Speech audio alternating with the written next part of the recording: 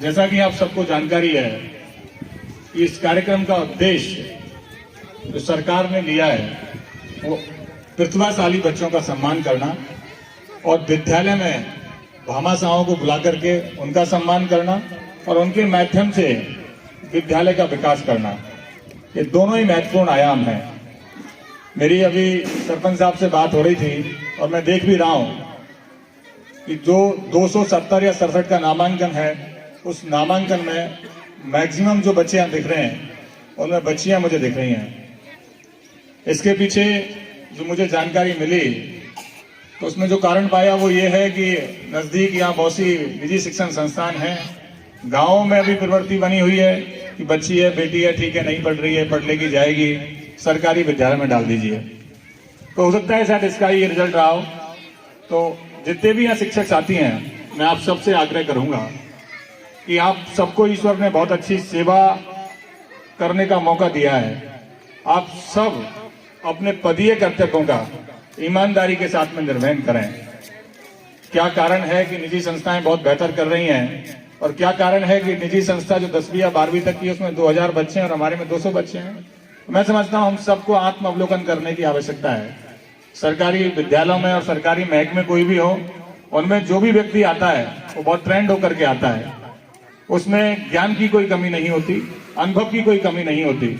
और मेरा मानना है सीपीओ साहब कि कई बार हम सब लोग सेवाओं में आने के बाद में अपने पदीय कर्तव्यों का ईमानदारी से निर्वहन नहीं कर पाते हैं। ये बात बहुत अच्छी है, जैसा चौधरी जी ने कहा कि हम विद्यालय का भौतिक विकास करा देंगे, जालियां लग जाएंगी, पंखे लग जाएंगे, छत भी बन जाएगी। और इन सबसे ज्यादा महत्वपूर्ण जो बात है, इस बात को लेकर के विद्यालय की स्थापना करी गई, जितनी भी सरकारी शिक्षण संस्थान खोले गए हैं, उसका मंतव्य पूरा हो पा रहा है या नहीं हो पा रहा है। मैं चूंकि खुद रेवेन्यू में आने से पहले शिक्षा विभाग में रहा हूं, मैं इस विभाग की जो बारीकियां हैं उनको समझता हूं।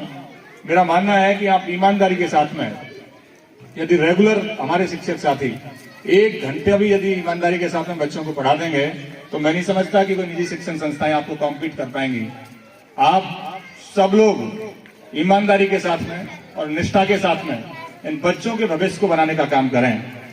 आप देखेंगे कि यदि ये बच्चे पढ़ते हैं, पढ़ लिख करके योग्य बनते हैं, तो इनकी जो दुआएं मिलेंगी उन सबसे आपका जीवन बहुत आगे चला जाएगा। और ये बात भी ठीक है कि सरकारी विद्यालयों में आज जो बच्चे पढ़ रहे हैं, मैं समझता हूं वो बहुत ही जरूरतमंद लोगों के बच्चे पढ़ रहे हैं, तो उनके भविष्य को संवारने की महत्वपूर्ण जिम्मेदारी हम सबके पास में है। दूसरी बात, जो बच्चे अभी यहाँ जिनको सम्मान किया गया, मैं उन सबको बहुत बहुत बधाई और शुभकामनाएं देता हूं। और साथ ही मैं आपसे भी गुजारिश करता हूं बेटा कि आप सब लोग बहुत अच्छे से मेहनत करें, आप सब लोग इस बात को महसूस करें और ये सोचें कि आपको रिजल्ट देना है। आपको अपने मम्मी को, अपने पापा को, अपने परिवार को बताना है कि आपने हमको लक्ष्मणगढ़ नहीं भेजा निजी स्कूल में पढ़ने, हम सरकारी विद्यालय में पढ़े, पर तुम्हारे बेटे से ज्यादा अच्छे नंबर हम लेकर के आए, तुम्हारे बेटे से ज्यादा हम प्रोग्रेस कर रहे हैं। ये सब आप करोगे तो निश्चित रूप से आप बहुत अच्छा करोगे बेटा। दुनिया में बेटियां या महिलाएं जो हैं वो बहुत बेहतर कर सकती हैं, पर जरूरत इस बात की है कि आप सब लोग अपनी संभावनाओं को, अपनी क्षमताओं को पहचानें। आपने देखा होगा कि दुनिया में बहुत अच्छी अच्छी महिलाएं हुई जिन्होंने बहुत अच्छा अच्छा काम किया। इंदिरा गांधी का नाम आपने सुना होगा, इंदिरा नूई का नाम आपने सुना होगा, चंद्रा कोचर का नाम सुना होगा, सुनीता विलियम्स का नाम सुना होगा, कल्पना चावला का नाम सुना होगा, टेसी थॉमस, मदर टेरेसा, ये सब वो महिलाएं थी जिन्होंने बहुत बेहतर काम किया। तो आप सब लोग ये नहीं सोचें कि हम बेटी हैं, लड़की हैं, क्या करें, या सरकारी विद्यालय में पढ़ रही हैं। आपके विद्यालय में पढ़ाने वाले सारे शिक्षक साथी मैं समझता हूं उस दौर के हैं जब निजी शिक्षण संस्थान नहीं हुआ करती थी, या होती थी तो बहुत कम होती थी, फिर भी वो पढ़ लिख करके यहाँ पहुंचे। आपके विद्यालय में मैम भी होंगी जो आपको पढ़ा रही होंगी, मैं समझता हूँ वो भी सरकारी विद्यालयों से निकली हैं। तो आप सब लोग बेटा उनसे प्रेरणा लें और ये सोच करके आगे बढ़ें, ये सोच करके पढ़ें कि हमें अपने जीवन में बदलाव लेकर के आना है। साथ ही जो गांव के प्रबुद्ध जन यहाँ विराजमान हैं, मैं उनसे भी आग्रह करना चाहूंगा कि गांव में अभी हम सबको बहुत काम करने की जरूरत है। गांव की सोच अभी भी वही है कि बेटा हमारा है, बेटी किसी दूसरे की है। समय बदल रहा है, बेटियां बहुत बेहतर काम कर रही हैं, बेटियां बहुत अच्छा काम भी कर रही हैं। आप सब लोग अपनी बेटियों को अच्छा पोषण दें, अच्छी शिक्षा दें और यह सोच करके शिक्षा दें कि ये बेटी भी आपका बेटे की तरह नाम कर सकती है। किसी शायर ने कहा था, इसे बेटा बना पालो तो ये आकाश छूलेंगे, करो विश्वास बेटी पर, ये विश्वास छूलेंगे। कभी जीवन में बेटी को नजरअंदाज मत करना, जरा से पंख खोलोगे तो ये आकाश छूलेंगे। साथ ही आप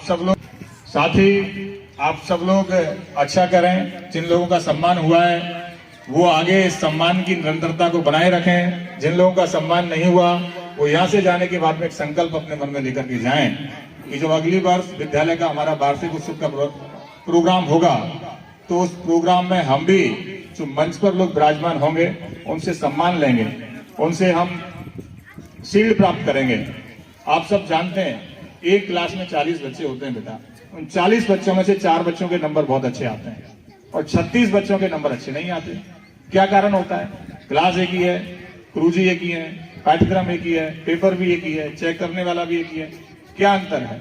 अंतर सिर्फ एक चीज का होता है, उसने ईमानदारी के साथ मेहनत की होती है, उसने जुनून से पढ़ा होता है चीजों को, और जो पढ़ता है वो आगे बढ़ता है।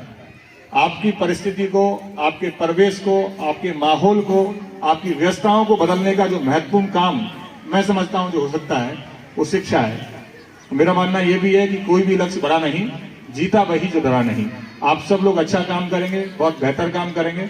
इन्हीं उम्मीदों के साथ में, इन्हीं आकांक्षाओं के साथ में आप सबको बहुत बहुत बधाई, बहुत बहुत शुभकामनाएं। Thank you so much.